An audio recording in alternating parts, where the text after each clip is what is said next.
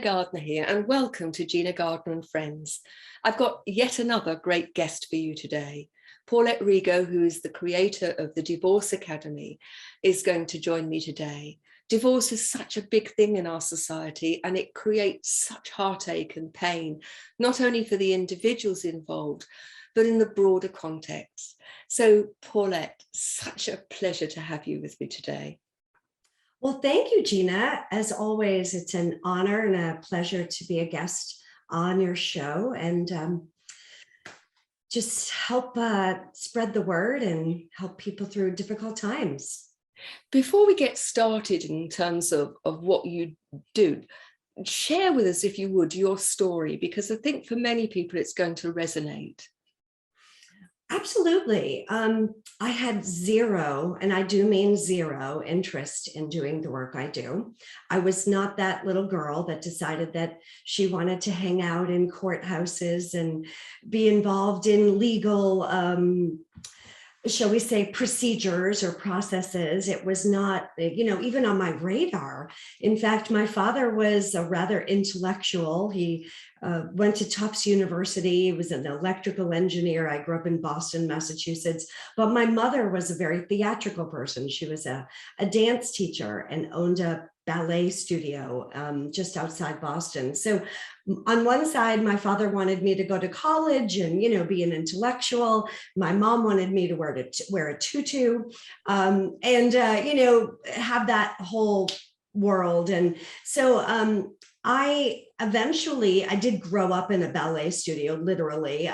My family's names are Paul, Paulette, Pauline, Paula, Paulette. I could not make that up, Gina, if I wanted to. So, and my mother's business names was Paulette's Ballet Studio. So I'm telling that story, of course, because my name is Paulette. So I kind of grew up in this world where I was sort of, my life was chosen for me, right? Like, oh, your name is Paulette Jr.? Well, I guess you're going to grow up in a ballet studio. So finally, when the time came when I had to make that decision about going to college and what I wanted to major in, I wanted to be Jane Pauley. I wanted to be a journalist. So I went to school for journalism and marketing and advertising and TV and radio, got my degree in all that and loved that world. But one day when I was, I think a sophomore in college, the phone rang and it was my mom, and one of the teachers was pregnant, and she said, would you be good enough to sub her classes for her while she's out on maternity leave? Well,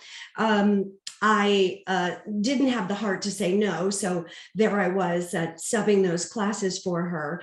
And before I knew it, here I was back in the ballet studio wearing the pink tutus too. So before I knew it, here I was, 20 years later, still in the ballet studio. Yes, I did get my degree in journalism, but while I was doing that, I also got married really young. At 17, I met this charming young man, and by 22, just out of college, got married quick, real young. And before I knew it, here I was married 10 years with 3 little kids in a job that, well, I didn't choose, and in a life I really felt like I didn't choose. So I think about the age of 37, when do women kind of say, how did I get here? And what part did I play? Now, naturally, I'm fully responsible for all those decisions. I chose to do them. But I do believe that my decision to get married really young and have this career that, well, I didn't really choose, had a lot to do with why I do the work I do. And it eventually gave me the courage when I got the courage to leave the performing arts world behind and quit my job, and then really readdress the marriage and realize, wow, how did I get here? And soon thereafter, I realized I didn't marry a man, I married a family, and I wasn't divorcing a man, I was divorcing a family. I personally endured an 8.5-year litigated case that included a 12-day trial that took place over 9 months. And then after all of that, of course, there's a lot of preparation to even get to that point, Gina, right? But Yeah. even after that was decided, there was a 4-year Supreme Appellate Court in the state process. And that entire experience propelled me into this world of of law, of right, of the judicial, legal, financial, residential, lending, insurance, taxes side of marriage, love, and divorce, but also the mental, emotional, psychological, co-parenting, physical, spiritual side of love, marriage, and divorce. So there's two sides of it, and it's very, very difficult to navigate those waters wisely and with dignity, and saving time and money and heartache is why I eventually founded Better Divorce Academy, authored my book, Better Divorce Blueprint, and started a podcast of my own, going back to my desire to be Jane Pauley, so that I could help people and gather those resources that they need, because it's so easy to make bad decisions.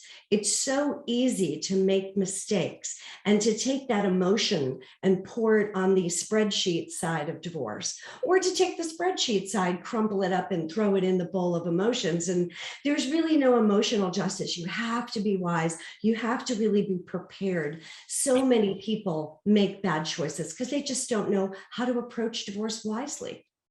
You know, when you go into a marriage or into any sort of partnership, whether that's business or personal, I think nobody goes into it thinking about it going to end.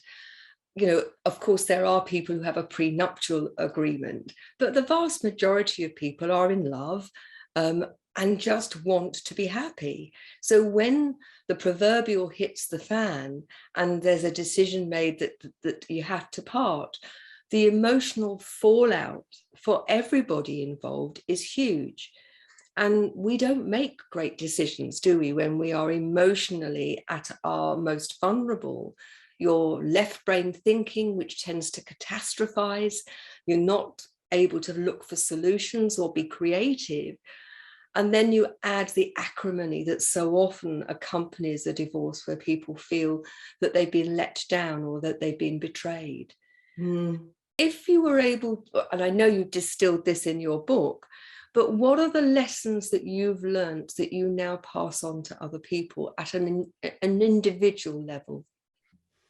Well, most importantly is to understand that you are not alone. Just looking at the numbers, there were 2.4 million divorces in the US. And that number rose 43% because of the pandemic. We don't really know how those numbers are going to wash out in the future. You know, the jury's still out on that. And sometimes I'm very optimistic that I think that it will lessen. Sometimes I'm not so optimistic. I'm actually seeing it as sort of, now that we've endured those last 2 years, the elephant in the living room that people were willing to kind of tolerate. People are no longer willing to tolerate relationships that are unhealthy, abusive, dysfunctional, and just uncomfortable when they've already gone to maybe some therapy or couples counseling. Now, 70% of divorce is filed by women, and that is worldwide, or in the countries that, of course, see divorce as some countries don't, allow divorce. So now, because of that, if you think about the 70% of divorces filed by women, women tend to be a little bit more of thinkers and studiers and researchers and do a little bit more research, whereas a man tends to be more, what are the numbers? Let's get to it. And, how's this going to affect me? But when it comes down to it, if you look at the methods of divorce, and again, as you mentioned earlier in the program, I'm not pro-divorce. I'm actually happily remarried. I believe in love. I believe in marriage. I believe if it works, it's a sanctity like no other. People live longer, happier, more fulfilling lives if they are in fact, fulfilling marriages. So that's optimistic. Now, I am proactive if the marriage is not working, if it isn't healthy, to either do something to fix it if we can, or to make a wise choice about what we can do so that we can now congruently create two new separate lives. If there's children involved, how that's going to work for the betterment and best interests of the children, because that really boils down to it with co-parenting to parallel parenting to what's known as counter-parenting, which isn't so healthy. And we could digress a bit with that. Now, if you don't know the methods of divorce, you're immediately going to run to a lawyer. Now, some of my best friends are attorneys, so I'm not anti-litigation, everyone, so deep breath. But we don't want to assume that just because the marriage isn't working, that you're automatically going to have to run to court, let the judge decide your case. It is expensive and lengthy and incredibly contentious, and it typically will tear a family apart even more. Now, some marriages and some divorces really don't have a choice. Litigation is the only solution. But Gina, 97% of cases, or 97% manage to not go to trial. That's huge, right? 97%. So only 3% of cases go to trial. And of that 3%, those are the 3 that really do need to litigate. The other 97% could mediate on some level. So with that said, if your understanding of the processes of understanding, can you DIY it? Can you mediate? And this is pre-litigation, mediation prior to that. Collaborative, which is another form. And arbitration is also an option before litigation. It's going to be less contentious, less expensive, and a lot quicker. So understanding the methods of divorce and understanding the issues that the courts care about, that is really where the lessons learned about separating the emotional side versus the factual side of divorce. That is the number one lesson of really being able to understand the process so that you're not just confusing it. And like, when you make like a fruit salad and you're mixing it all up, we want to keep everything separate so it doesn't get messy. Isn't it interesting, how people's perception of what they need to do or what's available to them becomes their reality, doesn't it? We don't know what we don't know. And I think most people's experience of divorce is either through someone that they know or through the television and through programs and films. And the problem, I think, for everyone is that every situation is different. And ultimately, information is power. If you have the right information, you can make informed decisions. But understanding what those options are at a time when you are in a highly emotional state, that information becomes even more vital, doesn't it? Yes, and that's why I took the time to write Better Divorce Blueprint. When my case became very, I'm going to say, infamous, notorious, well-known, and it was an 8.5 year. And again, I'm the 1%, because if 97% stay out of trial and only 1% of that 3% that goes to trial goes to the appellate court, you can see where I really am the 1%. And after many, many years, a lot of people would say, hey, how come you're not divorced yet? What's going on? Why is this taking so long? And this is before the days of what social media is now. But my phone started to ring. My doorbell started to ring. Women were asking me, and men too. But again, 70% of divorces filed by women. So you could see how more women were approaching me, not because I'm a woman, but because that is just a statistic. And after the emails came in, the phone calls, and the conversation would start something like this, Gina. I read about your case. I heard about your case. How are you doing? You seem to be doing okay. But it would always end with something like this. Can you help me? Every case, every single person that reached out to me, can you help me?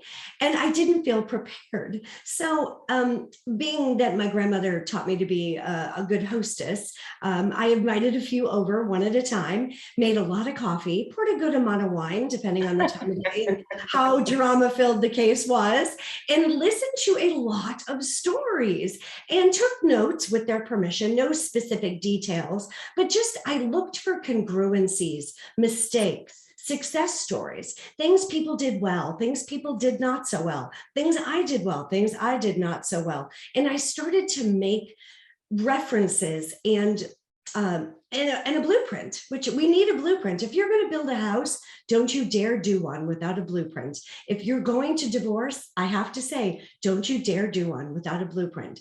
Now, you can do it, but it might collapse. So I want you to at least understand where the wiring goes, where the walls go.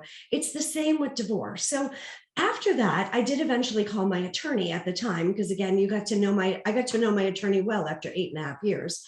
And I did call him and say, should I go to law school? And he goes, and I'm from Boston, across the pond, everyone. So, the accent would go something like, Paulette, you'd be one hell of a litigator.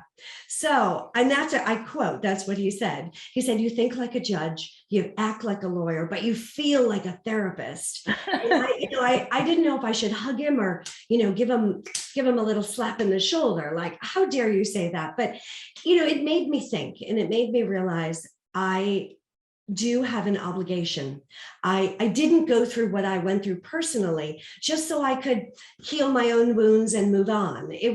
I have an obligation to take the knowledge and the experience that I've gained personally and professionally to help other people navigate divorce wisely, save that heartache, and have a better idea of what can and could happen versus run to a lawyer, pay a retainer, and mine was a lot. The average divorce in the US is 25 to 40,000. That's it. Now it's a national average. Sometimes it's much less, sometimes it's much more. But by the time you lay down your retainer and they lay down their retainer, and a year or two goes by, you can see why the bill could easily be in excess of $100,000 US. So it's no rocket science as to why the legal process, the judicial process, is so contentious and adversarial. Now, there's always going to be some sticky points, but once you have that idea of, well, this is what the model could be, but is there a better way? Is there a way that could be healthier for the family unit to be more congruent? That's where I step in as a certified divorce coach and a credentialed mediator. I believe that being a divorce coach is a responsibility to hold someone's hand and have them see their best self and all their options, the ones I wasn't able to see. Because when you're in it, you are your worst self. You just swim in the muck and the mire of the emotional pool.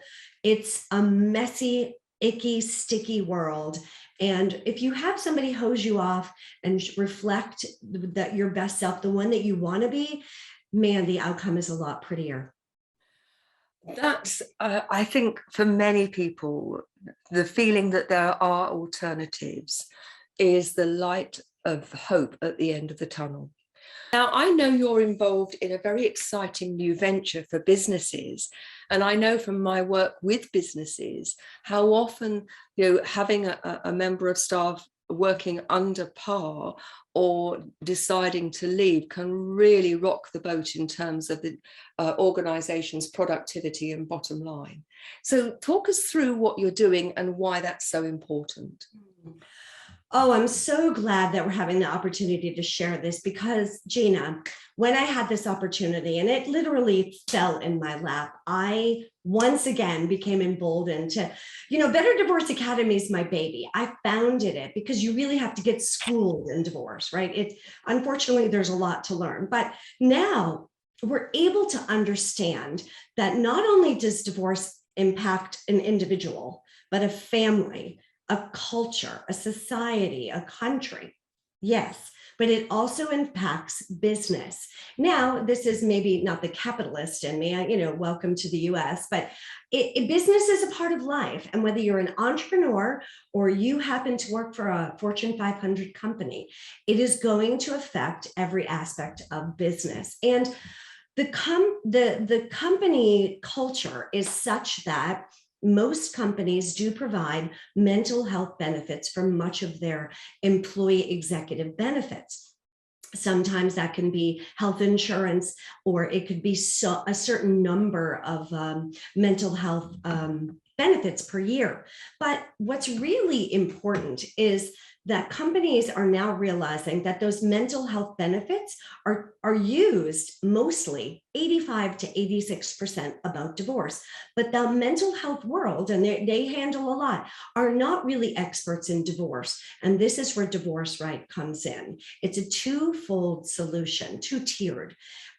We ask the question, how much is divorce costing your company, both in assets of your employees, but also the bottom line of the assets of the company. It is estimated that presenteeism costs American businesses, I don't know the statistics worldwide, but in America, over $150 billion annually, according to the Harvard Business Review. That's its statistic. 168 plus hours of work time lost in a year following divorce. More than 8% of their actual time at work is lost. A 5% revenue loss, a 40% decrease in employee productivity, which impacts coworkers by 2% and the boss by 1%, and a drop in worker performance of between 50 to 75%, as well as time off spent dealing with the legal, financial, and psychological issues related to divorce.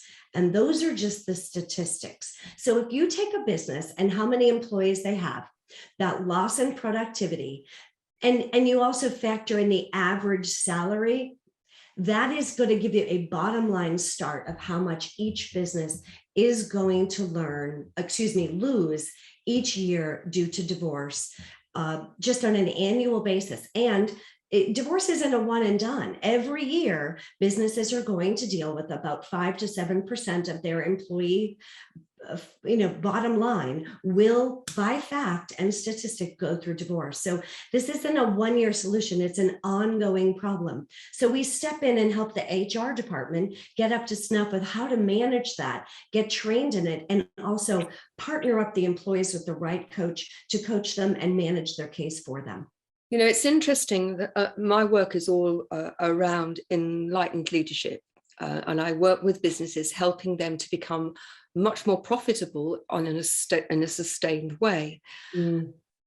For that to happen, leaders have to recognize that it's how they operate with their staff that makes the difference. I often refer to your staff being your treasure.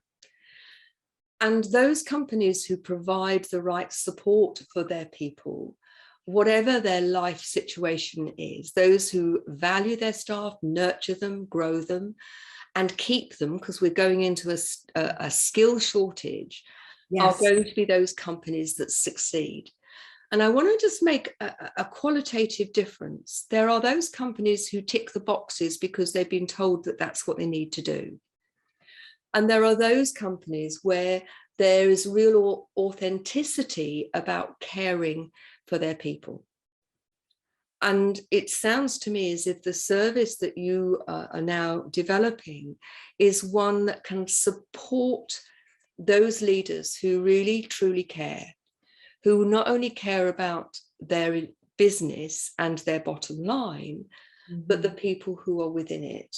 And in doing so, not only are they helping the individuals, but of course they're helping their business. Incidentally, presenteeism in the UK cost in 2019, so pre-pandemic, £70 billion. And we have a population of just over 70 million. So proportionately, I think any organization listening to this, any business owner, whether you employ one or several thousand people, I think it's really vital that they recognize that how you support and nurture your staff and yourself is actually taking your business success very seriously.